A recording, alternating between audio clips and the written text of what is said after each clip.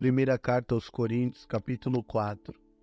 No capítulo 4, o apóstolo Paulo, ele vai falar sobre o juízo contra os ministros não comprometidos com a obra do Senhor.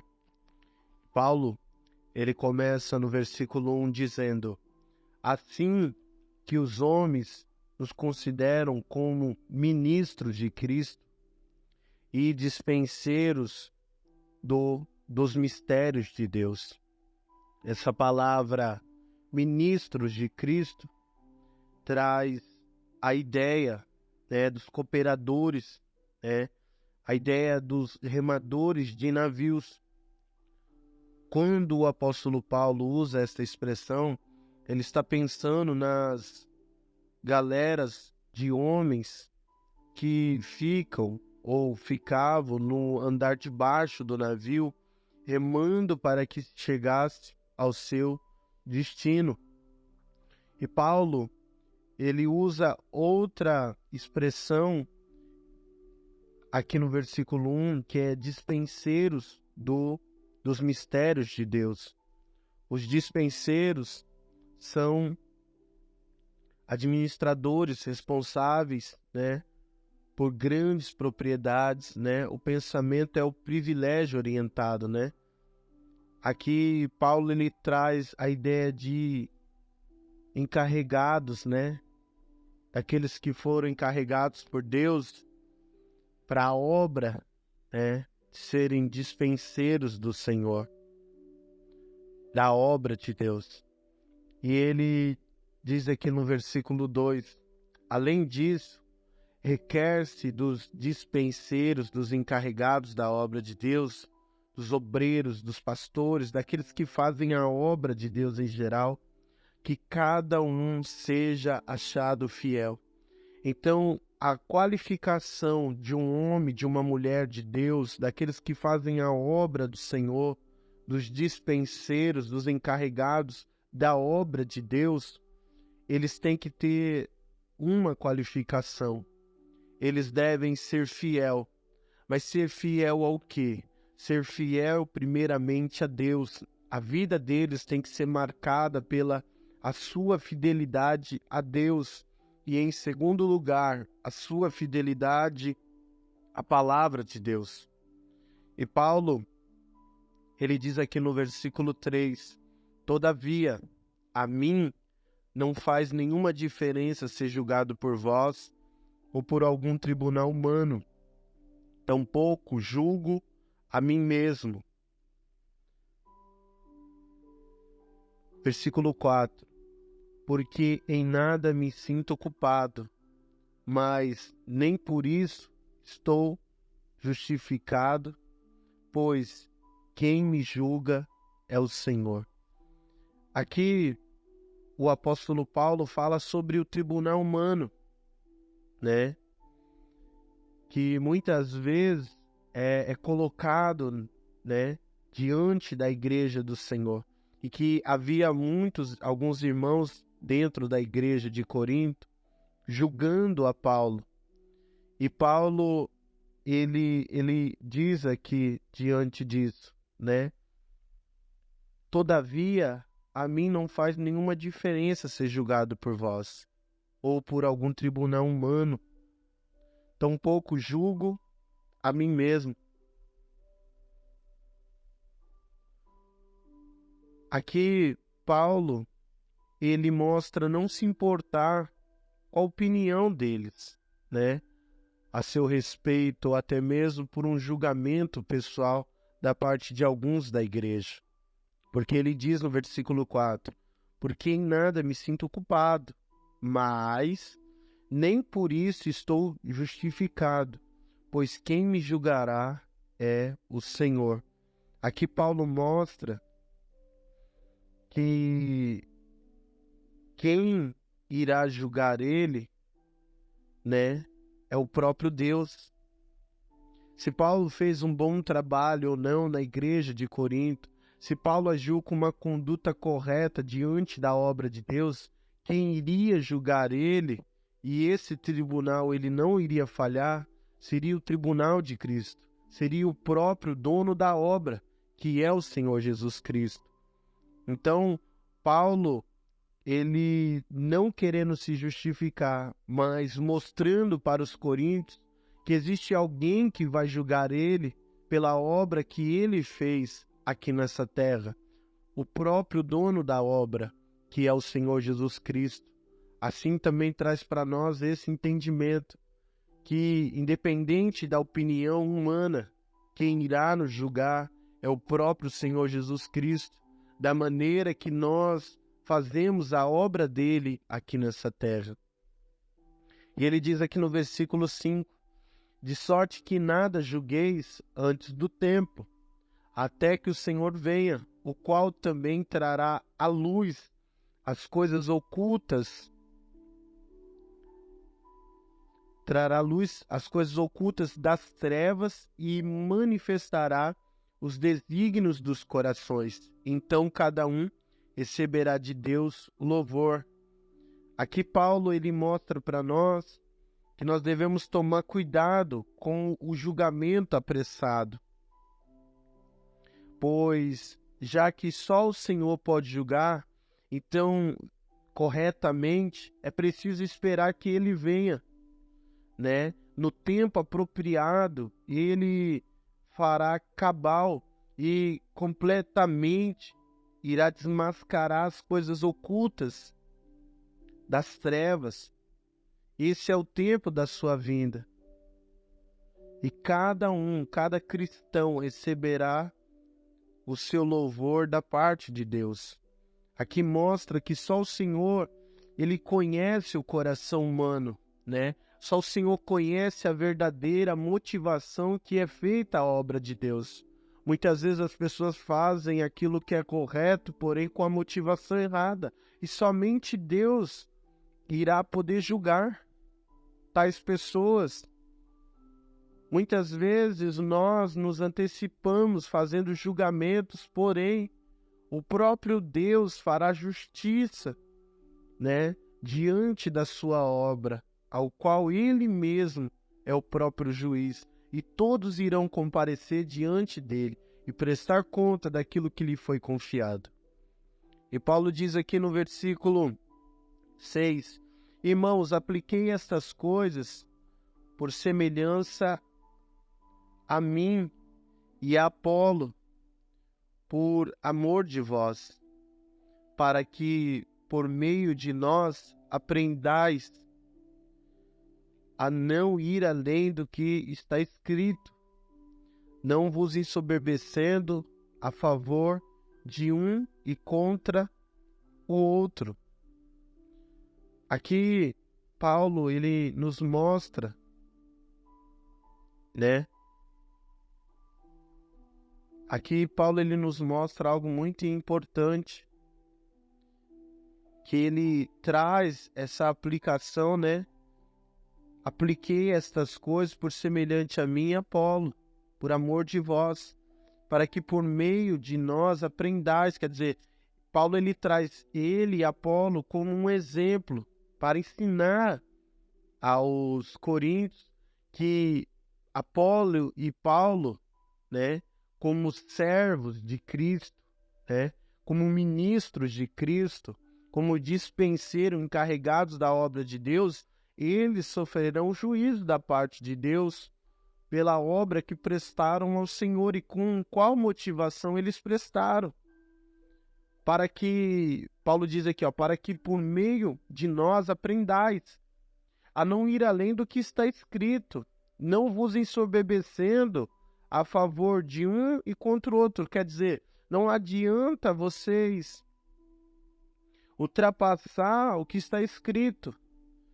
Vocês devem viver de acordo com as Escrituras. Que vocês venham viver pela palavra de Deus. Aqui Paulo explica a inutilidade do orgulho. Aqui Paulo ele mostra para os coríntios que Paulo não é contra Apolo e Apolo não é contra Paulo. E que a igreja não deveria ter esse partidarismo, essa divisão. ficando a favor de um grupo e contra o outro, mas que dentro da igreja houvesse a unidade de Cristo.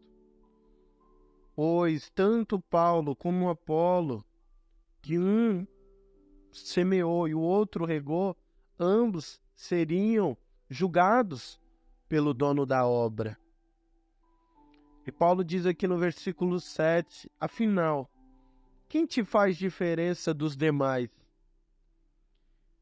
E que tens tu que não tenhas recebido? E se o recebeste, por que te glorias como se não tivesses recebido? Aqui Paulo ele fala que o orgulho não vale de nada. Porque qual é a diferença? Qual é a diferença de um para com o outro? Nenhuma. Afinal, quem te faz diferente dos demais? Ninguém. E que tens tu, que não tenhas recebido, porque tudo que nós temos nós recebemos do Senhor. E se o recebeste, por que te glorias como se não tivesse recebido?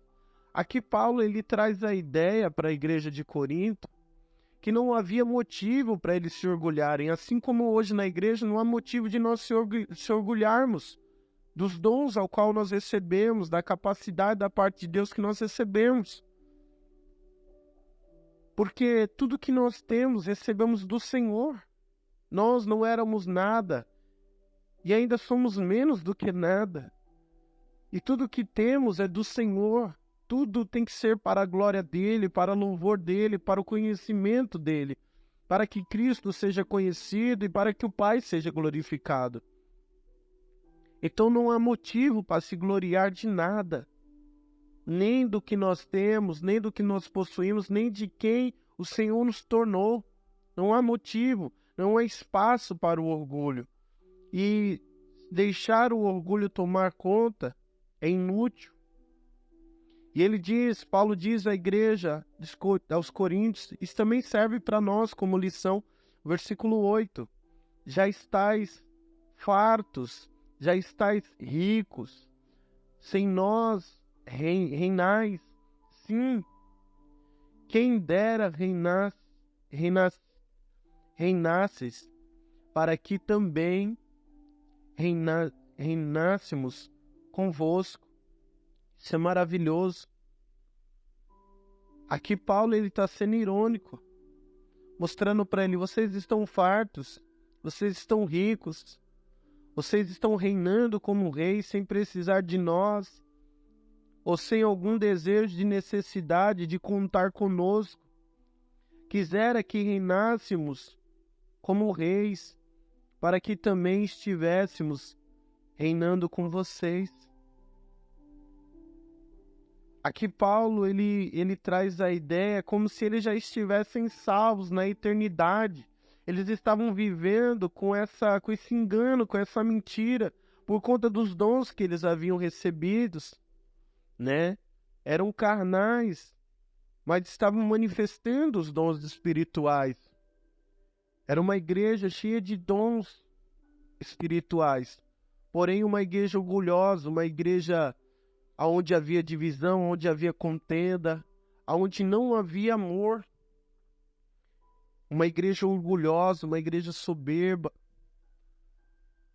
E Paulo traz a ideia como se eles já achassem que eles estivessem na eternidade, como se eles já estivessem salvos, por conta dos seus dons, da manifestação dos seus dons espirituais. E isso é um perigo, porque ainda hoje, a igreja, ela corre esse risco, né, de parecer como a igreja de Laodiceia. A igreja de Corinto estava como a igreja de Laodiceia, que está lá em Apocalipse, capítulo 3, aonde Jesus ele diz, lá em Apocalipse, capítulo 3, olha o que diz aqui no versículo 17 de Apocalipse capítulo 3. Como dizes, rico sou, e estou enriquecido, e de nada tenho falta. E não sabeis, aí Jesus fala, e não sabeis que é um desgraçado, miserável, e pobre, cego e nu. Aconselho-te que de mim compres ouro provado no fogo para ti enriqueças, e vestes brancas para que te vistas, e não apareça a vergonha da tua nudez, e que unja os teus olhos com colírio, para que vejas. E ele diz no verso 19, eu repreendo e castigo a todos quanto amo, pois pois zeloso e arrependa-te. Nós vemos uma igreja que Jesus ele chama ao arrependimento, a igreja de Laodiceia. E a igreja de Corinto, ela estava com esse mesmo orgulho, com essa mesma soberba, com essa mesma arrogância. Eles se sentiam ricos sendo pobres. Eles achavam que estavam enriquecidos por conta da manifestação dos dons espirituais e que não precisavam de nada, já eram autossuficientes. E quando Jesus ele olha para a igreja de Laodiceia, assim creio Paulo, quando ele olha para a igreja de Corinto, uma igreja carnal, uma igreja egoísta, uma igreja mundana, assim Jesus ele olha para a igreja de Laodiceia e diz, vocês são desgraçados, miserável, pobre, cego e nu. Quer dizer, vocês não estão enxergando a real situação de vocês, o real estado de vocês. Assim como hoje há muitas igrejas que você vê a manifestação dos dons espirituais, porém igrejas carnais, igrejas mundanas, igrejas que são marcadas por divisões, panelas, por egoísmo, por vanglórias, pessoas que buscam o status, se destacarem, serem vistas. É isso que marca muitas dessas igrejas que são carnais, que não conseguem enxergar o seu verdadeiro estado, que estão se perdendo espiritualmente. E Paulo, ele traz o contraste da vida dos apóstolos aqui no versículo 9.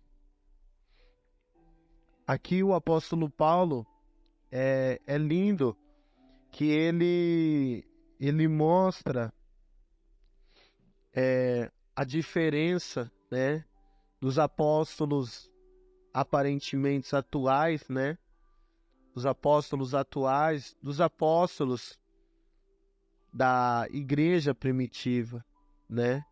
E nós vemos aqui no versículo 9 ao versículo 13, o apóstolo Paulo nos mostrando, ele diz aqui uma lista das provações sofridas pelos apóstolos. Isso mostra que Deus, ele reservou para os apóstolos uma vida de sofrimento, de testemunha pelo mundo, pelos anjos e pela igreja. E Paulo vai dizer aqui do versículo 9 ao 13, porque tenho para mim que Deus, a nós, apóstolos, nos pôs por últimos, como condenados à morte, pois somos feitos espetáculo ao mundo, aos anjos e aos homens. Nós somos loucos por amor de Cristo, e vós, sábios em Cristo. Nós somos fracos, mas vocês são fortes. Vós sois ilustres, e nós somos vis. Até esta presente hora sofremos fome, sede, estamos nus, recebemos bofetadas, e não temos pousada certa, e nós afadigamos, trabalhando com nossas próprias mãos, somos injuriados e bendizemos, somos perseguidos e sofremos, somos blasfemados e rogamos. Até ao presente, temos chegado a ser como o lixo deste mundo, e como a escória de todos. Não escrevo estas coisas para vos envergonhar, mas admoesto-vos como meus filhos amados.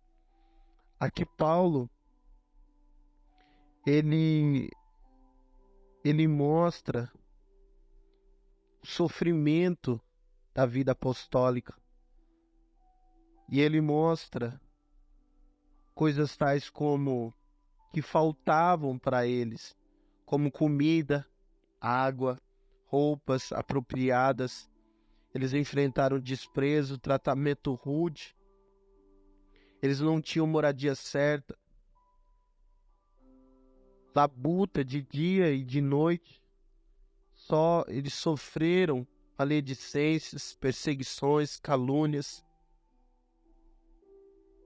E eles eram considerados o refúgio deste mundo, a escória de todos. Embora o sofrimento fosse, em certo sentido, algo específico ao ministério apostólico, como está lá em Atos, capítulo 9, versículo 16, não deixa de ser também o destino comum de todos os cristãos que estão unidos em Cristo Jesus, porque assim como seu Senhor, ele foi perseguido, ele sofreu, assim também serão seus discípulos. Então, hoje mostra que a igreja de Cristo, ela não sofre essa perseguição, ela não passa por esse sofrimento. Será que verdadeiramente ela está testemunhando? Será que ela está unida verdadeiramente com Cristo? Será que ela verdadeiramente está testemunhando Cristo em sua vida? Nós vemos que os apóstolos hoje não sofrem mais como os apóstolos da igreja primitiva, eles sofriam. Será que não tem algo errado com esse apostolado? E Paulo, ele diz no versículo 14, depois de tudo, Paulo, ele traz a ideia que ele era o pai dos coríntios. E ele trata eles como filhos amados. A ideia de um pai, né, pelos seus filhos espirituais. E Paulo, ele explica aqui no versículo 14, não escrevo estas coisas para vos envergonhar, mas admoesto como meus filhos amados. Aqui Paulo, ele traz a ideia da disciplina, né, depois do amor, né. Primeiro ele vai lá e disciplina, traz a ideia de um pai, de uma mãe que disciplina o seu filho que fez algo errado, mas depois vem com um amor. Amém?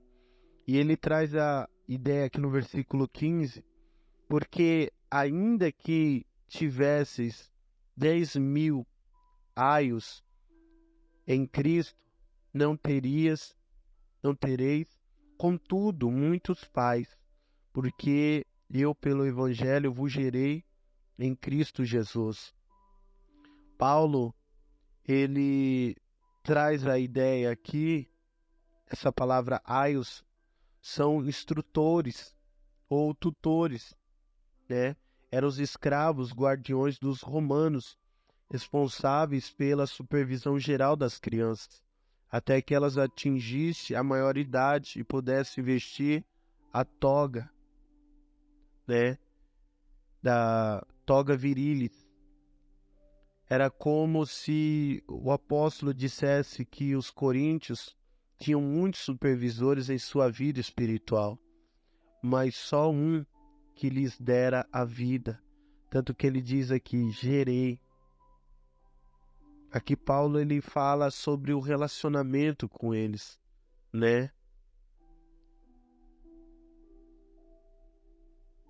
Aqui Paulo, ele traz a ideia de um pai espiritual, que através do Evangelho gerou eles em Cristo Jesus.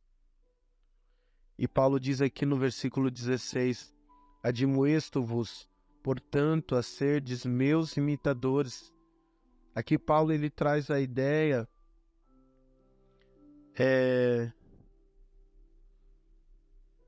de um pai que ele ensina os seus filhos através do exemplo, né? O exemplo é a única maneira de se ensinar, né? Então Paulo ele traz o exemplo da sua vida como ensino para os seus filhos, porque quando os pais eles querem ensinar os seus filhos, eles ensinam os seus filhos através do seu exemplo. É a única forma de ensinar é o exemplo. E Paulo diz aqui no versículo 17, por esta razão vos enviei Timóteo, que é meu filho amado e fiel no Senhor. Ele vos lembrará dos meus caminhos em Cristo, como por todas as partes ensino a igreja. Aqui Paulo, ele envia Timóteo, né? E ele diz aqui no versículo 18, no versículo 17, por esta razão vos enviei Timóteo, que é este meu filho amado, fiel no Senhor. Aqui Paulo mostra que Timóteo, além de ser seu filho na fé, ele também tem a qualificação, né, de um ministro. Ele é fiel no Senhor. E Paulo diz que ele vos lembrará dos meus caminhos em Cristo, como por todas as partes ensino em cada igreja. Então Paulo, ele envia Timóteo, né, à igreja de Corinto, para quê? Para lembrar os irmãos, né, dos caminhos de Paulo em Cristo Jesus, dos ensinamentos aos quais Paulo ele tem ensinado em outras igrejas também. Aí ele diz no versículo 18, mas alguns andam inchados, como se eu não houvesse de ir ter convosco. Aqui Paulo ele fala que alguns de seus, né, de alguns mestres que estavam dentro da igreja, eles andavam ensoberbecidos e altivos, supondo que Paulo não iria visitar Corinto, né? Em breve, Paulo diz que ia ter com eles, né? Sem conhecer as palavras daquele que anda ensoberbecido, mas o poder, porque o reino de Deus que demonstra, Paulo diz, não consiste em palavras, mas em poder. Aqui ele vai dizer isso no versículo 21. O poder para obter o resultado é a prova genuína do verdadeiro chamado e é a obra do ministro. Aqui no versículo 19, Paulo diz, mas em breve irei ter convosco, se o Senhor quiser, e então conhecerei, não as palavras dos que andam inchados, mas a virtude. Porque Paulo ele andava debaixo da autoridade de Cristo. Então, Paulo, quando fosse ter com eles, Paulo não queria saber das palavras, né, daqueles que andavam inchados, ensoberbecidos. Mas Paulo queria ver o poder, porque o reino de Deus é através do poder e não somente através de palavras. Aqui Paulo ele traz a ideia que o poder para obter o resultado é a prova genuína do verdadeiro chamado e obra de um ministério, que vem através do relacionamento com Cristo Jesus. Ele diz no versículo 20, porque o reino de Deus não consiste em palavras, mas em poder. Paulo queria saber se eles eram gargantas. Olha que coisa linda. Paulo queria saber se esses homens eram movidos somente por palavras ou se na vida deles havia o poder do Espírito Santo de Deus. E Paulo diz no versículo 21, que quereis? Irei ter convosco com vara ou com amor e espírito de mansidão? Aqui Paulo ele traz a ideia, no versículo 21,